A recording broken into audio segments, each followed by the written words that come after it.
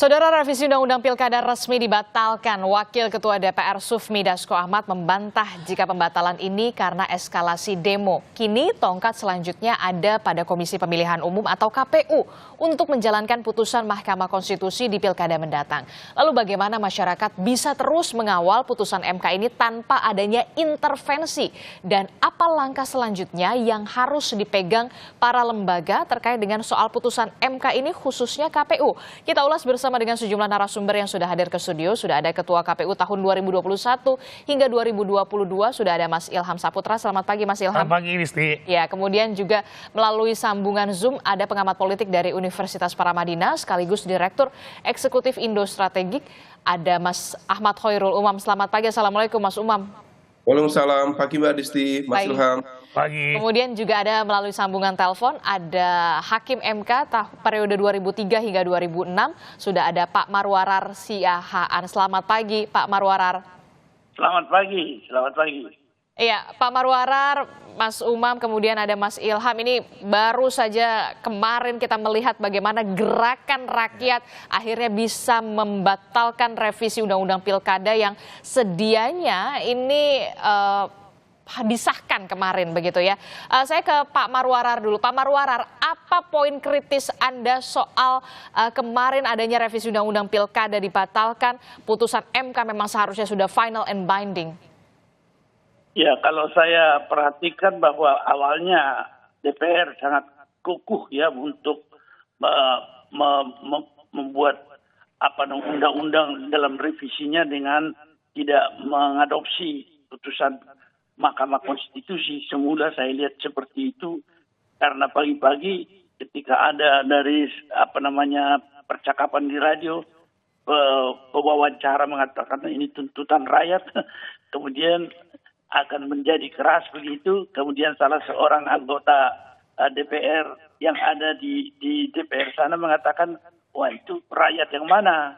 Bisa dilihat dong, diadulah rakyat kita yang dibuat indikatornya yaitu pemilih daripada pasangan Prabowo itu waktu itu dengan Gibran dianggap sebagai lebih dominan atau lebih mayoritas begitu. Sehingga pada waktu itu kita antisipasi bahwa ini akan bereskalasi menjadi tegang. Tetapi sebenarnya kalau kemudian terjadi seperti yang kemarin bahwa tekanan yang besar yang dilihat secara real terhadap DPR dan kemudian meskipun dikatakan itu barangkali karena forum tidak mencapai dan kemudian tidak jadi pengesahan itu, dan kemudian seorang anggota DPR mengatakan bahwa akan mengikuti putusan MK, saya kira itu perkembangan yang menarik ya, bahwa kemudian DPR juga mengikuti apa yang dikehendaki oleh rakyat begitu. Tetapi jangan keliru, kita masih akan mengantisipasi kemungkinan bahwa di dalam putusan-putusan MK yang lalu yang di bypass oleh pemerintah itu, ketika itu muncul adanya satu Perpu, dan Perpu itu kemudian disahkan dengan tegas oleh DPR menjadi undang-undang, sehingga kita akan melihat dalam hal ini apakah memang ini ada konsistensi dalam sikap ini baik di DPR, terutama Pak Presiden ya, meskipun dia mengatakan menerima, tetapi kalau ada lagi yang ngompor-ngompor ini membuat Perpu, wah ini menjadi sesuatu hal yang harus benar-benar kita ikuti sehingga bisa dikawal sampai keluar keputusan atau peraturan KPU yang mengadopsi nanti putusan MK itu. Baru saya kira sesudah pendaftaran kita bisa bernapas lega bahwa akan ada perubahan sikap sesuai dengan. Jadi setelah adanya pembatalan yang dilakukan oleh DPR untuk melakukan mensahkan revisi Undang-Undang Pilkada ini, apa yang bisa selanjutnya masyarakat lakukan untuk mengawal agar pembatalan ini benar-benar batal, bukan hanya sementara karena masih ada, kita lihat tenggang waktunya ini masih sampai 27 Agustus 2024 dan baru akan dibahas oleh KPU bersama dengan Komisi 2 ini pada hari Senin. Pak Marwarar, apa yang harus diantisipasi dan bagaimana kita bisa menjaga ini semua? Ya, saya kira tentu tekanan yang diberikan itu kalau bisa sampai titik di mana nanti akan terjadi peraturan KPU mewujudkan itu, tekanan itu jangan dikendorkan dulu, yaitu bahwa tuntutan kita jangan sampai cepat merasa puas bahwa ini sudah selesai kan. Ini yang menjadi perhatian betul bahwa kita tetap waspada, tetapi kalau sementara itu kita wait and see lah, tetapi kita percaya juga bahwa KPU juga akan mengadopsi apa yang menjadi isi putusan MK itu, dan kalau itu sudah diadopsi juga kita akan melihat juga, karena mereka juga harus berkonsultasi dengan DPR. Apakah muatan konsultasi itu semacam suatu persetujuan, saya tidak melihat seperti itu, tapi biasanya diarahkan. Tapi kalau posisi DPR sudah seperti yang dikatakan oleh Pak Sufmi Dasko kemarin, kita akan berpedoman kepada apa yang diucapkan bahwa mereka akan berpegang pada putusan MK itu. Saya kira itulah tekanan dan kemudian mewaspadai strategi yang akan mungkin terjadi. Nah, strategi apa yang mungkin akan terjadi kalau menurut pandangan Anda? Ya, kalau praktek yang terjadi, Presiden itu kalau dia berubah pikiran, dia bisa membuat perpu. Dan perpu itu bertentangan dengan apa yang kita pikirkan sekarang. Dia menyampingkan putusan MK itu. Itu sudah pernah terjadi di masa lalu, sehingga kita agak terkejut karena itu sebenarnya mengubah sistem kenegaraan kita yang ada di dalam konstitusi. Seolah-olah Presiden itu punya hak veto terhadap suatu putusan MK itu. Nah, inilah yang mungkin kita harus betul. Baik, jadi kita harus tetap waspada dan juga jangan kendurkan pengawasan kita, pengawalan kita sampai benar-benar ada peraturan KPU begitu ya. Sampai betul. Nanti 27 Agustus KPU membuka pendaftaran bagi calon kepala daerah. Ini bukan soal partai mana yang bisa lolos atau kepala daerah mana yang harus diloloskan, bukan soal itu. Tapi kita benar-benar berdiri tegak pada konstitusi. Itulah yang kemudian menjadi benang merahnya untuk kita bersama untuk mengawal putusan MK ini, Pak Marwarar. Saya ke Mas Ilham. Mas Ilham, saat ini yang kemudian kemarin sudah terkonsentrasi DPR, semua masyarakat spotlightnya di DPR, dan akhirnya DPR ada keputusan untuk membatalkan adanya revisi Undang-Undang Pilkada ini. Tapi tadi Pak Marwarar mengatakan jangan kendurkan, kita harus kawal terus. Nah, KPU ini kan rencananya baru akan konsultasi ini ke DPR ini pada hari Senin begitu ya. Dari pengalaman Anda, poin kritis apa yang kemudian bisa Anda sampaikan soal ini? Pertama adalah saya tentu mensyukuri bahwa kemudian ada pembatalan revisi Undang-Undang Pilkada oleh DPR dan pemerintah. Tapi yang kedua adalah saya juga ingin mengkritisi KPU kenapa baru kemarin menyampaikan bahwa atau kemudian memberikan surat kepada DPR untuk konsultasi, sementara waktu pendaftaran itu sudah dekat sekali. Ya, nah ini buat saya ada persoalan di penyelenggara pemilu kita bahwa ada pertanyaan besar begitu? Ada pertanyaan besar, kenapa kemudian tidak langsung menyatakan bahwa KPU ini mengeluarkan atau kemudian buat statement atau langsung bekerja untuk menyatakan bahwa PKPU ini akan dikerjakan sesuai dengan putusan Mahkamah Konstitusi. Nah, tetapi yang saya lihat, walaupun memang sudah ada konferensi pers pertama, tapi itu makan waktu sampai kemudian mungkin tadi kemarin sore baru menyatakan bahwa akan tetap menggunakan putusan MK. Nah, tentu ini perlu kita kawal bersama agar kemudian KPU betul-betul menjalankan putusan MK ini dan masuk ke dalam melakukan perubahan terhadap PKPU yang sudah ada sekarang berdasarkan putusan MK tadi. Oke, maaf saya potong. Jadi sebenarnya tidak perlu, menurut Anda tidak perlu KPU ini berkonsultasi dengan pemerintah dan DPR ketika memang sudah ada putusan MK yang begitu jelas, final dan binding? Iya, saya kira bukan tidak perlu ya. Konsultasi tetap ada memang, tetapi tidak lagi mengikat. Dan kemudian KPU juga harus segera bekerja untuk kemudian paling tidak begini, ketika putusan MK itu muncul, buat surat kepada Kemenkumham untuk kemudian melakukan revisi, itu sudah dibuat draftnya gitu ya. Kemudian buat ke Kumham untuk kemudian diundangkan, kemudian juga memberikan surat konsultasi kepada DPR untuk memberitahukan bahwa ini memang waktunya sudah mepet gitu ya. Jangan lantas kemudian malah mengundur-ngundur baru hari Senin besok untuk melakukan konsultasi. Nah, saya khawatirnya kemudian konsultasi ini nanti akan berkembang lebar, walaupun konsultasi ini sudah diputuskan oleh PMK bahwa tidak lagi mengikat. Jadi setelah konsultasi KPU bisa langsung menetapkan dan juga diundangkan oleh Kumham. Tetapi yang menjadi persoalan adalah nanti saya khawatir melebar ya dan lama konsultasinya, karena mungkin tidak lagi mengacu kepada dua putusan MK nomor 60 dan 70 gitu. Dan ini harus ditekankan bahwa diskusi atau kemudian konsultasi nanti hanya membahas soal itu. Tidak lagi melebar ke PKPU yang lain, ke isu-isu yang lain. Jadi langsung poinnya saja? Langsung poinnya saja, karena memang waktu sudah mepet dan memang cuma poin itu saja yang akan dilakukan revisi oleh KPU pada PKPU-nya. Nah ini yang penting diperhatikan betul. Dan KPU juga harus menyadari bahwa KPU ini adalah lembaga mandiri, lembaga yang tidak bisa diintervensi, lembaga yang kemudian harus menyelenggarakan pemilu atau pilkada ini secara profesional. Oleh karenanya pekerjaan-pekerjaan KPU dalam melakukan PKPU juga bagian dari profesionalitas itu.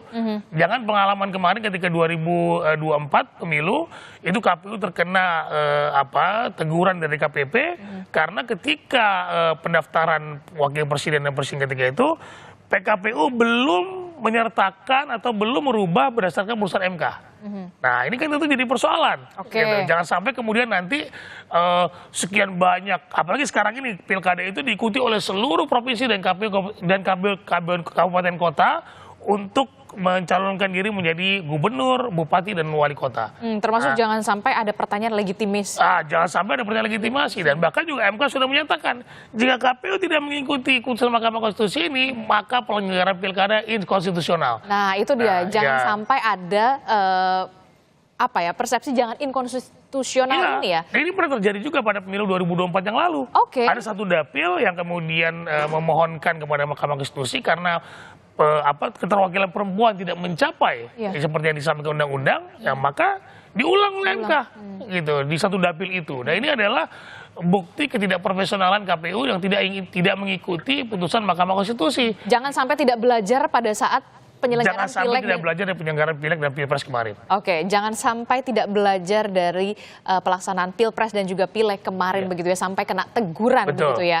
Dan legitimasinya jangan sampai dipertanyakan. Apalagi ini pemilihan kepala daerah banyak sekali. Nanti ketika orang kemudian yang kalah di pilkada mempersoalkan hal-hal yang tadi mungkin tidak diakomodir oleh KPU, dianggap inkonstitusional oleh MK. Pilkada berulang lagi, bentuk ketidakprofesionalan KPU semakin nyata, masyarakat menjadi apatis untuk mengikuti pemilihan ulang, dan banyak hal lagi yang kemudian berimbas kepada persoalan-persoalan tadi. Jangan sampai peluang itu muncul dan ya membuat orang menjadi apatis gitu. Masyarakat menjadi tidak terlayani dengan baik. Setelah kemarin kita lihat bahwa memang rakyat sebenarnya dari kalangan akademisi, kemudian juga ada pesohor, begitu selebritas, komika, juga ternyata gitu ya, menariknya adalah mereka aware, bahkan speak up di sana. Betul. Saya benar-benar mengapresiasi betul begitu ya. Saya ke Mas Umam. Mas Umam, kalau dari sisi politiknya, setelah adanya pembatalan oleh DPR, apa yang Anda cermati dari ini? Iya, Mbak Adisti, gerakan yang terjadi kemarin setidaknya memberikan beberapa pelajaran. Pertama, bahwa elemen civil society yang selama ini terdiam, kemudian terfragmentasi, ternyata masih bisa mengkonsolidasikan diri. Dan ini tentu memberikan political warning yang cukup serius bagi elemen-elemen lingkar kekuasaan yang selama ini menjalankan apa yang kita sebut sebagai autocratic legalism. Dan praktik itu terjadi berkali-kali di beberapa kesempatan, dan kemarin terkait dengan revisi Undang-Undang Pilkada, seolah kemudian itu menjadi babak yang kesekian kalinya untuk mempraktikkan autocratic legalism. Tetapi kritik dan juga gerakan dari masyarakat sipil membuktikan bahwa masih ada elemen-elemen itu. Nah, kemudian yang kedua, kita tetap harus mencermati bahwa apakah ini sifatnya simptomatik dan juga temporer, atau kemudian sebenarnya ada semacam produk dari intra-elit konflik. Karena bagaimanapun juga tampaknya harus kita cermati juga, apakah kemudian tidak tercapainya quorum kemarin itu betul-betul karena memang hal teknis, misalnya karena rencana pelaksanaan paripurna yang dianggap cukup mendadak, sehingga kemudian elemen dari kekuatan-kekuatan koalisi besar kemudian tidak mampu hadir secara teknis, ataukah memang ini menjadi semacam ujian iman politik bagi koalisi Indonesia Maju Plus, yang kemudian seharusnya kalau misalnya mereka all out memberikan dukungan terhadap agenda yang sebelumnya sudah ditetapkan untuk merevisi undang-undang pilkada, maka secara teknis di paripurna harusnya mereka bisa melakukan itu. Aha, Tetapi tidak tercapainya quorum itu juga menjadi sebuah pertanyaan. betul. Apakah terjadi intra-elit konflik? Apakah terjadi semacam perdebatan di level elit di antara partai-partai koalisi Kim sehingga kemudian tidak memberikan dukungan itu. Nah, oleh karena itu ini menjadi sebuah catatan betul apakah ini menjadi semacam indikasi bagi awal dari perpecahan dari kekuatan Kim itu sendiri, ataukah tentu ada implikasi-implikasi yang lain. Oke, dengan tidak tercapainya quorum kemarin sampai akhirnya ditunda 2 kali, bahkan kita melihat kan sebenarnya Koalisi Indonesia Maju ini partai politiknya selalu mengatakan yang tergabung kita solid, tapi ketika pada saat tidak quorum, apakah ini menunjukkan bahwa memang ada bukan lagi potensi ya, memang sudah semakin jelas begitu ya, akan ada gerakan-gerakan lainnya untuk mencoba untuk mencalonkan setelah adanya putusan MK ini. Ya, memang tidak quorum itu harus bisa kita pahami itu bukan sekedar faktor teknis, tetapi juga betul-betul terkait dengan faktor yang sifatnya strategis. Kalau misal memang ternyata itu adalah sebuah bentuk atau ekspresi ketidaksetujuan dari sejumlah kalangan kekuatan politik di dalam Kim, termasuk dari partai-partai yang plus menggenapi kekuatan Kim, maka kemudian ini menjadi sebuah pertanda bahwa akan ada evaluasi dalam konteks plus itu sendiri. Karena kalau misal kemudian ini dilanjutkan, tentu akan ada implikasi-implikasi besar. Meskipun menurut informasi spekulatif, tidak jadinya paripurna kemarin, kemudian juga sudah dilakukan komunikasi sekaligus semacam proses negosiasi dan juga kompromi di belakang layar, terutama di titik-titik kekuatan tertentu di wilayah pilkada tertentu untuk memastikan nama A, B, C untuk tidak dipastikan, untuk tidak diusung dalam proses kompetisi pilkada yang akan datang. Dan ini sensitivitas yang kemudian muncul secara politik dan menjadi bagian dari proses negosiasi yang dilakukan para elit kekuatan politik kemarin. Oke, itu artinya akan terjadi perubahan konstelasi yang Anda melihat akan begitu besar setelah adanya putusan MK ini, termasuk juga pertanyaan masih solidkah Koalisi Indonesia Maju Plus? Ya, konstelasi politik di level lokal mau tidak mau akan terdampak dari situasi ini. Dan putusan MK memberikan legitimasi konstitusional dengan peranata hukum yang sudah digunakan, bahwa kemudian dengan aturan yang baru tersebut, maka elemen-elemen kekuatan yang kemarin tidak mampu atau tidak bisa untuk maju dalam kontestasi, maka kemudian dengan aturan baru mereka bisa untuk mengusung nama-nama tertentu sebagai alternatif pilihan. Nah, tetapi kemudian misalnya salah satu yang menjadi titik kritis adalah di Jakarta.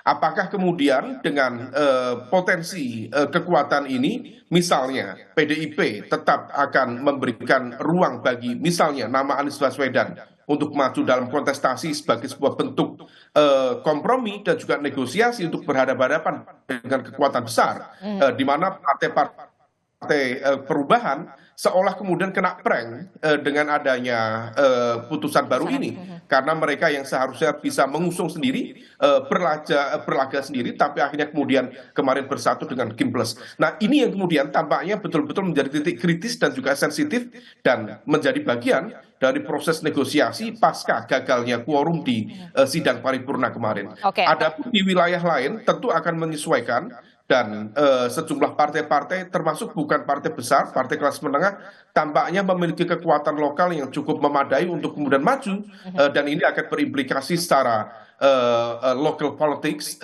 dalam kontestasi pilkada yang akan datang. Anda melihat sebenarnya kesulitan dari Koalisi Indonesia Maju Plus ini sebenarnya sudah revisi undang-undang pilkadanya pun Kim yang sedianya akan mengawal pemerintahan baru Prabowo Gibran 5 tahun ke depan. Kalau misal kemudian ibaratnya memang kalau misal betul kemarin sudah dilakukan kesepakatan untuk merevisi dan itu sudah tergambar dalam proses balik, 8 partai menyetujui, kemudian 1 partai menolak upaya revisi itu, maka dari sisi soliditas tampaknya sudah oke. Tetapi kemudian ketika gagal dalam proses quorum di paripurna, ini juga menjadi sebuah pertanda baru. Apakah soliditas ini menjadi sebuah fata morgana yang kemudian harus dicermati. Tetapi di saat yang sama, Mbak Disti, harus menjadi highlight bahwa tampaknya akan ada juga evaluasi di internal, terutama di lingkar dekat kekuatan inti, baik di lingkar Pak Jokowi maupun di lingkar Pak Prabowo. Karena upaya untuk mengkonsolidasikan ini tampaknya dalam konteks tertentu agak gerusa-gerusu. Jadi agak mendadak dan juga barangkali juga tidak didasarkan pada proses pembahasan yang matang di level elit politik yang ada. Akhirnya kemudian menjadi keputusan langkah politiknya menjadi agak nanggung. Ketika kemudian kemarin gagal, maka kemudian ini menjadi sebuah evaluasi yang sangat serius. Apakah kemudian kepemimpinan di dalam internal Kim menjadi problematik atau tidak?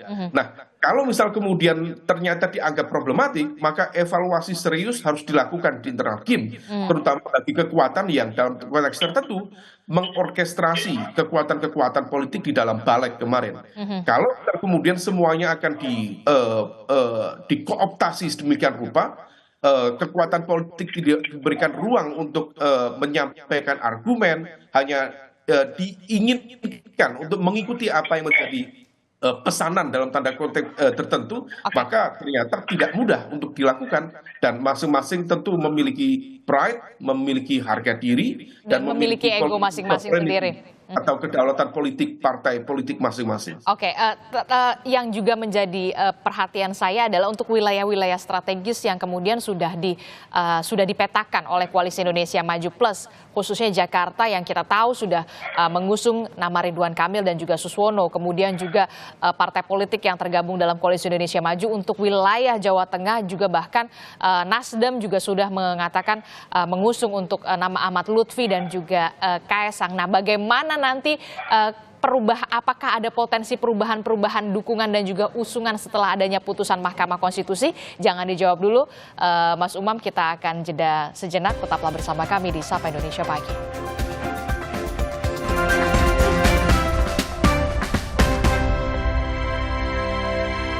Melanjutkan perbincangan kita di pagi hari ini soal pasca revisi Undang-Undang Pilkada dibatalkan, apa yang nantinya akan terjadi, termasuk juga saat ini ketika DPR sudah kemudian kemarin kita lihat membatalkan akhirnya untuk merevisi Undang-Undang Pilkada ini untuk disahkan dalam rapat paripurna. Tentu yang menjadi spotlightnya bagaimana KPU ini benar-benar bisa menjalankan dari putusan MK yang kita tahu sifatnya final and binding begitu ya. Dan saya masih bersama Mas Umam dari Universitas Paramadina, kemudian dari KPU juga ya, pada saat pemimpinan periode yang lalu sudah ada Mas Ilham dan juga ada Pak Marwarar Siahaan.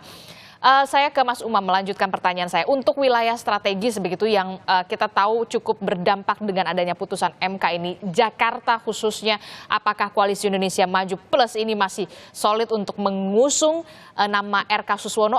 Ataukah nanti ada potensi perubahan di sana ketika adanya putusan MK ini memang benar-benar final and binding dan DPR membatalkan revisi Undang-Undang Pilkada? Apakah nanti ada potensi untuk adanya perubahan sebelum pendaftaran KPU, termasuk juga untuk wilayah Jawa Tengah yang kita tahu Nasdem dan juga beberapa partai politik di Koalisi Indonesia Maju Plus ini mengusung nama Ahmad Lutfi dan juga Kaesang Pangarep?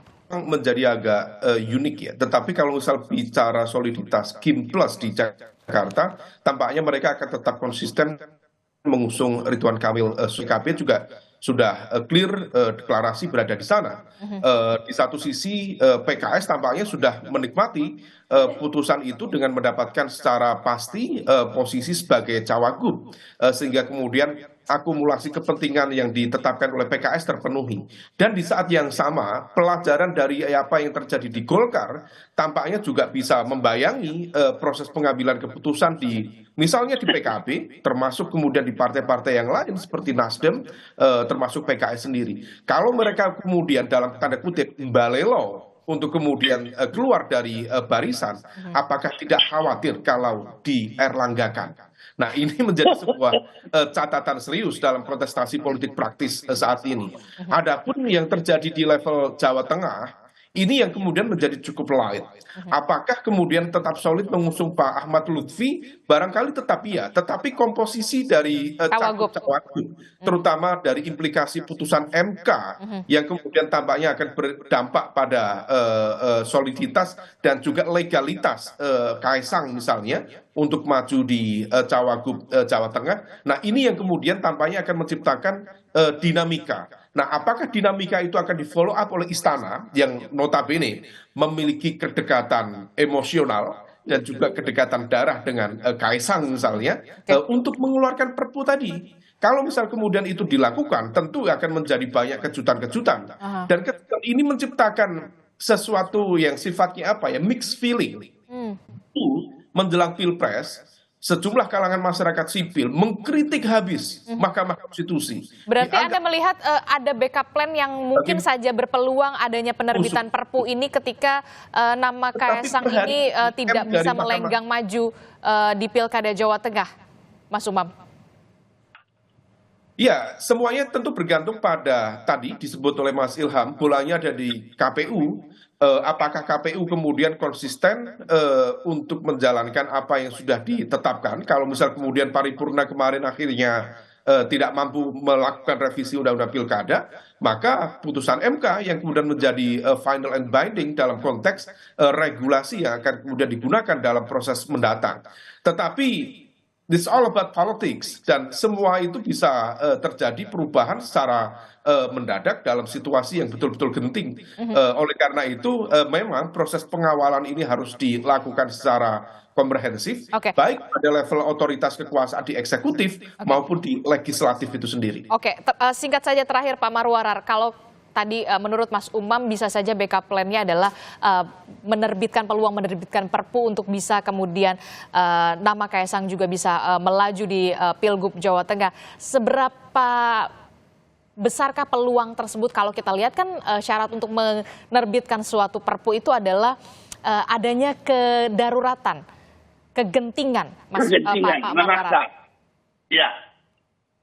Jadi saya kira ini kan karena selalu dalam praktek juga mengukur kegentingan memaksa itu bersifat subjektif dari seorang presiden, maka kegawatan yang dimaksud itu bisa jadi dari posisi dia, karena sekarang sebenarnya dalam posisi sebenarnya dia sebagai lame duck dalam pemerintahan transisi, seharusnya atau kebiasaan juga bahwa pemerintahan transisi dalam kondisi seperti ini sudah menahan diri dalam mengambil keputusan-keputusan yang sangat strategis dan bahkan melampaui jangka panjang begitu. Oleh karena itu saya melihat memang tipis kemungkinannya, tetapi kan kita tidak tahu bagaimana paham konstitusionalisme yang dianut seorang presiden, karena kita kecewa sebagai bekas pendukung Jokowi melihat bagaimana perkembangan di obrak-abriknya itu konstitusi, misalnya ketika menarik hakim konstitusi dan mengangkat tanpa prosedur dan tanpa mengikuti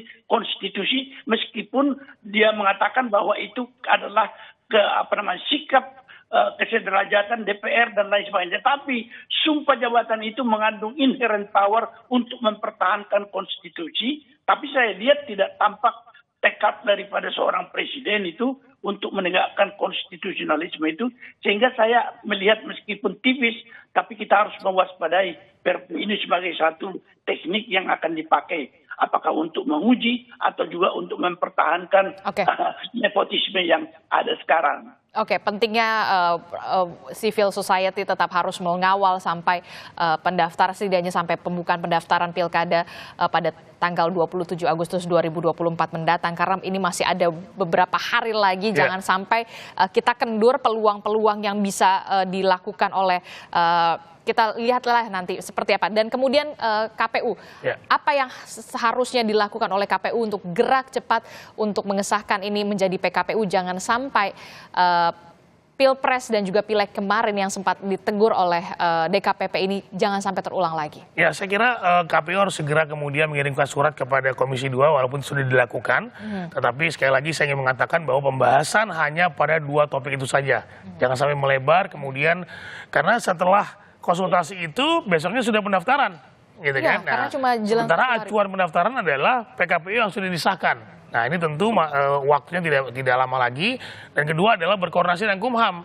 Karena Kumham itu yang nanti akan mengundangkan PKPU tersebut. Nah, ini sekali lagi KPU jangan membuat blunder gitu ya. Jangan membuat kemudian masyarakat menjadi kepercayaan masyarakat terhadap KPU menjadi lemah karena persoalan-persoalan yang KPU ini tidak mengacu kepada peraturan undang-undangan, tidak mengacu kepada konstitusi yang sudah dikeluarkan oleh Mahkamah Konstitusi. Karena saya baru pertama kali ini bahwa kemudian ada DPR yang melawan ya atau ya quote and quote melawan dari putusan Mahkamah Konstitusi. Saya kira ini presiden buruk, presiden tidak baik walaupun kemarin sudah dianulir untuk kemudian tidak dilakukan revisi undang-undang pilkada, tetapi sekali lagi mari kita hormati tata negara kita, kalau bukan kita siapa lagi, apalagi DPR lembaga yang terhormat. Penting untuk kemudian memastikan menjadi teladan bahwa DPR harus siap melaksanakan putusan Mahkamah Konstitusi apapun itu. Ya, jadi pengalaman saya 15 tahun di penyelenggara pemilu tidak pernah kemudian saya menolak hasil dari putusan Mahkamah Konstitusi. Bahkan di zaman Pak Marwarar mungkin masih ingat ketika di Aceh dulu, itu putusan-putusan yang berat itu tetap harus dilaksanakan karena buat kami putusan Mahkamah Konstitusi itu adalah menjalankan konstitusi itu sendiri. Oke, kita akan tunggu bagaimana nantinya DPR dalam hal ini adalah Komisi 2 dan juga KPU untuk bisa segera membereskan ini semua. Cuma punya waktu 1 hari karena hari Selasanya ini sudah dimulai pembukaan pendaftaran begitu ya bagi calon kepala daerah. Terakhir karena memang sudah waktunya mepet sekali, Mas Umam, injury time sekali, singkat saja bagaimana untuk peluang Anies untuk melaju di Jakarta?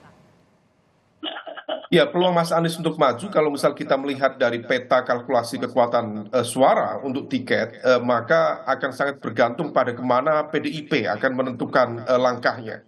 Kalau misal kemudian Anies Baswedan dan lingkar dekatnya mampu meyakinkan teman-teman di PDIP untuk kemudian menerima proposal politik dalam proses pencalonan ini sebagai sebuah bentuk simbiosis mutualisme, ada kekuatan besar bernama Kim yang harus dihadapi, maka bisa saja itu terjadi. Tetapi per hari ini tampaknya PDIP sendiri sudah memiliki kalkulasi, memiliki hitung-hitungan yang kalau misal kita cermati tampaknya masih butuh ruang meyakinkan yang masih jauh untuk kemudian dilakukan dan pengambilan keputusan itu sendiri. Jadi semua akan bergantung pada kompromi antara PDIP dan juga Mas Anies. Oke, dan bergantung pada kompromi antara PDIP dan juga Mas Anies. Kalau kemarin Bu Mega sempat mengatakan Mas Anies mau nurut nggak, itu ada sinyal apa Anda melihat membacanya? Singkat saja. Ya, sinyal apa tentu perhitungannya cukup kompleks, mulai dari konteks kekuatan. Karena kalau misal kemudian Mas Anies bisa bersatu dengan PDIP, maka potensi besar akan terjadi split ticket voting pada kekuatan suara PKS.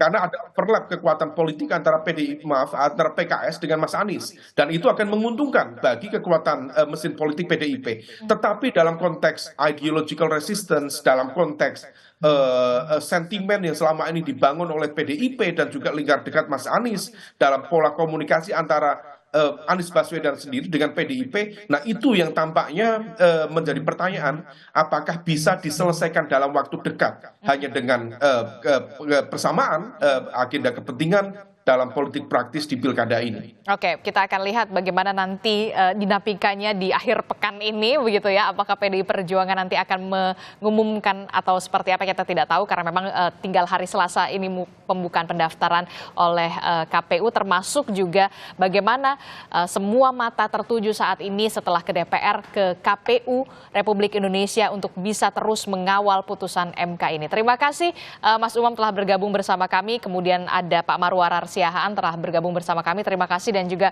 Mas Ilham, terima kasih juga sudah hadir ke studio. Terima kasih semua Bapak-Bapak. Assalamualaikum, selamat pagi, sehat selalu.